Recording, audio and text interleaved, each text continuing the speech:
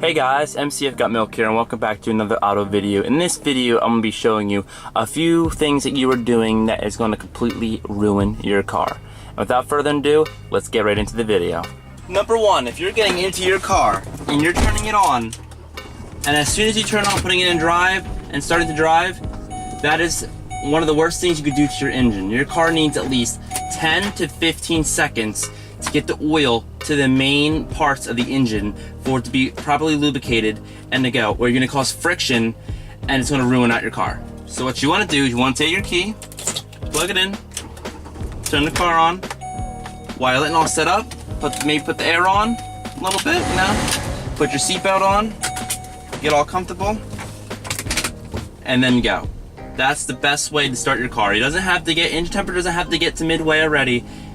Oil just needs to flow and give it a few seconds for it to wake up. Because you don't want to run right after bed. You don't want to jump out of bed and then run as fast as you can. Trust me, your car doesn't want to do that either. Another thing that people do as soon as they turn their car on is they drive it really hard. For example, I can't help this right now, but see the temperature gauge? Pretend it's on C. If it was, as soon as you turn the car on and you floor it as hard as you can and drive it, you are damaging the engine due to the fact of high RPMs. You do not want to do that. What you want to do for the start out is just slightly just go. I do around 2 RPMs max until my engine temperature is about midway, just so that my engine's nice and warm and it's happy and it runs perfectly fine. Alright guys, I hope you learned from this video because I've seen so many people do this. And it just like, again, work at a gas station, they'll just, students after getting gas, turn the car on, gone, floor it, gun it, burnout. I had people do it before and it's not as common with the burnout, but it's more common they just turn the key on and go.